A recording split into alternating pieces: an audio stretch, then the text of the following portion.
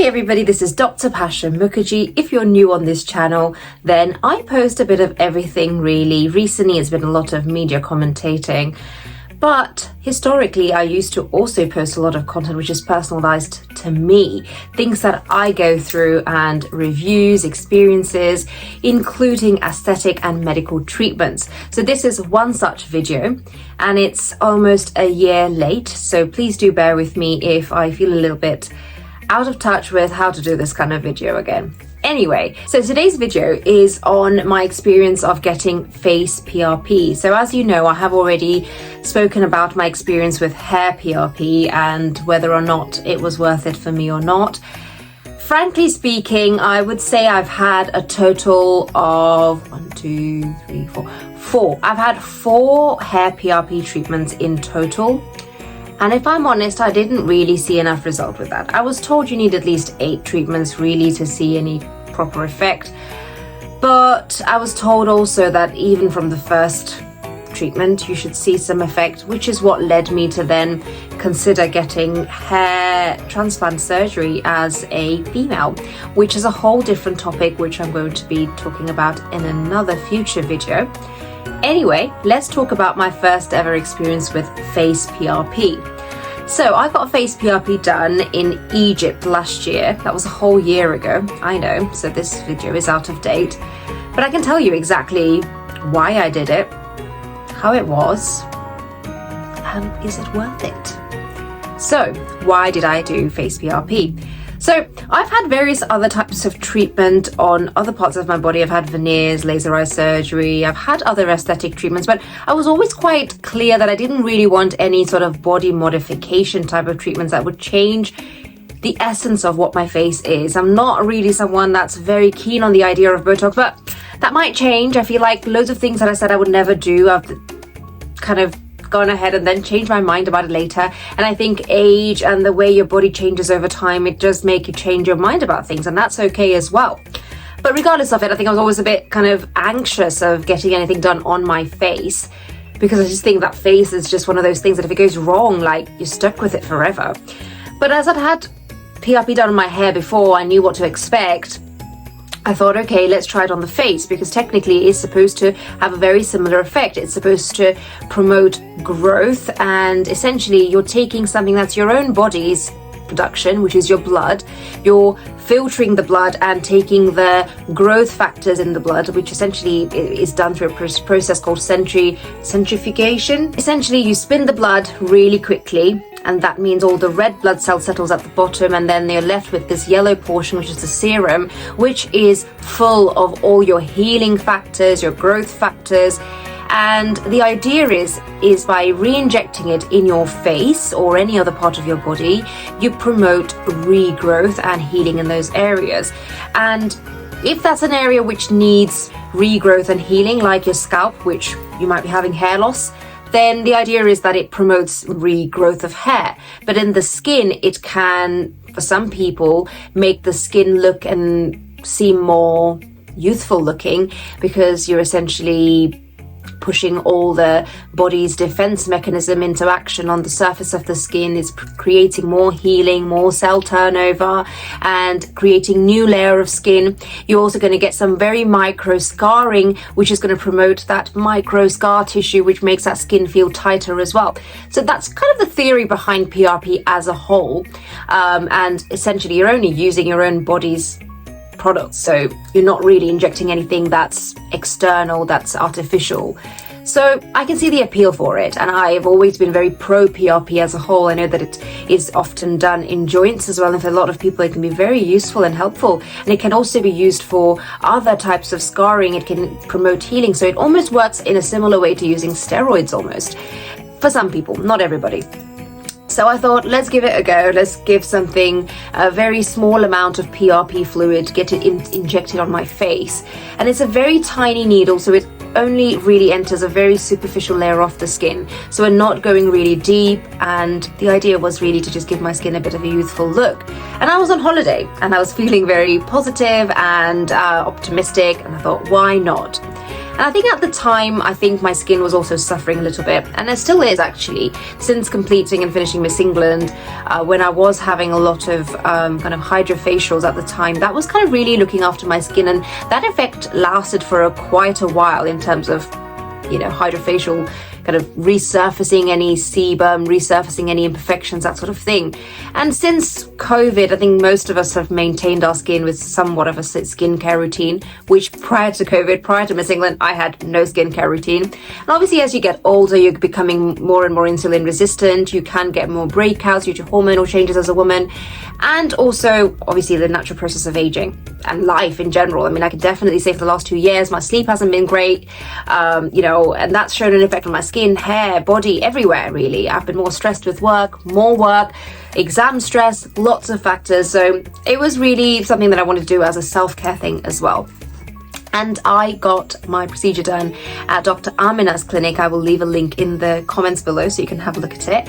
And I'll also link the vlog of exactly what happened, so you get to see what exactly happened during the procedure as well. What did it actually entail? So when I turned up, they first took my blood, sent it off to centrifugation.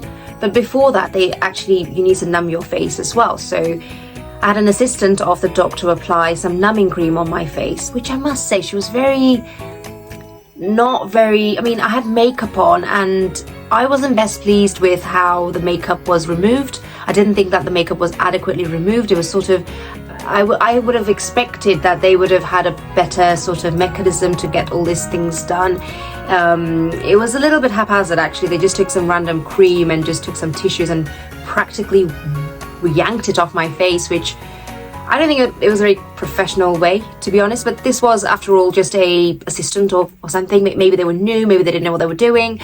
And with regards to the numbing cream, I also think that they were a little bit sparse with that. I would have expected a bit more numbing cream on my face. And after that, there was a long time that was elapsed. And technically, numbing cream can last several hours, but I mean, the best effect is usually within about 15 minutes. So I think there was a slight delay between the numbing cream application and then the procedure, which meant I think that it didn't work as well. Which is why when the actual procedure happened, which is when they took the serum and they were applying it on my face, I did feel pain, and it was quite painful, like really painful actually. But they're like sharp, you know, pins being inserted into your face. But I'd had something similar before, so it didn't shock me massively. And I'd had PRP in my hair before, and I would always say that my scalp is very tender as compared to my face. The scalp always hurts more, and I wonder if it's down to the fact that the scalp skin is thicker, so you're having to really stab it in there, whereas with the face you can be a little bit less stabby, if that makes sense. What was the effects? Now the immediate effects, straight after the procedure, I had a cooling jelly applied on my face, which was actually really, really nice. It felt really nice on the skin. I wouldn't say that I was feeling a lot of pain afterwards, particularly. Probably like a bit sore, but not massively. And obviously straight away after the procedure, I had lots of red marks on my face, because obviously you've essentially gone and injected your face, so I was kind of a bit shocked with the look of my face straight after. I was told that the bruises and the redness should fade fairly quickly, within a day, I was told. But anyway, about 24 hours after the procedure, I had quite a lot of bruising, and this is what the picture looks like. And as you know, with bruising, there's different stages to bruising. So it'll be red, purple, then it'll be green, and then it'll slowly fade to a light yellow. So being on holiday and trying to color correct all of these areas of bruising was not fun, I will say that. And actually, the minimal benefit that I saw from the procedure, do I think that the cost outweighed the benefit? Probably not. Because for the duration of the week that I was there on holiday, I had bruising on my face, which I had to apply more makeup on for. I had to cover my face more, and I actually think that overall it impacted my experience of the holiday and made my skin suffer a bit more, because I had to put more makeup on to cover it. Had I been at home and not needing to put makeup on, I probably would have been okay, but I was out every day, so I had to cover up more of those bruising. And the other thing that happened is that the bruises spread because of various things. For example, went for a massage, which meant that I had to put my face down, head face, kind of place my pressure on my face, and lie face down essentially, and where I was lying there was obviously bruises from beforehand, and the bruises got worse and bigger in certain areas.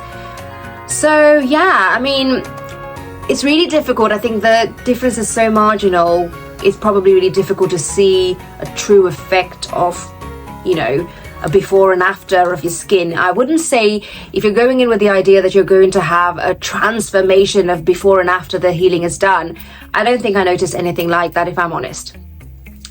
It might be different if you have multiple procedures, if you have consistent procedures, and if you do your aftercare differently, and if you have other procedures that kind of help your skin overall. For me, I found hydrofacials to be really helpful, skin peels to be really helpful, because I have skin which is more acne prone, is combination, I kind of get hormonal acne from time to time. So I found that kind of resurfacing really helpful. I think for a one-off PRP, I didn't see the benefits as much as I would say the cost was, in terms of the impact it had on my face for the duration of the week when I had the bruising. I'm going to list all the pictures of like day 1, 2, 3 like that, so you can get an idea for what my face looked like. I also was using a lot of retinol-based product during the week just to promote that healing, to promote that cell turnover so the bruising would fade quicker. So I don't know if that itself made my skin better, or was it the procedure that made my skin better. So yeah, that's a little breakdown on my experience of face PRP. I will list my other experiences of PRP in the links below so you can have a look at it, and definitely do check out Dr. Amina's clinic. She had a whole wall full of certificates, and I think as far as her own caliber goes, I would say that she definitely did a really good job. My own experience, however, with PRP, I would say I think you can give it a miss. Definitely if you're having a one-off. If you're having multiples, maybe it's worth it, but I think it's quite individualized. That's my final verdict. Anyway, thank you so much for watching this video. If you like this video, then make sure you drop a like, comment, press that subscribe button, and don't forget to press that bell icon. Mwah, bye.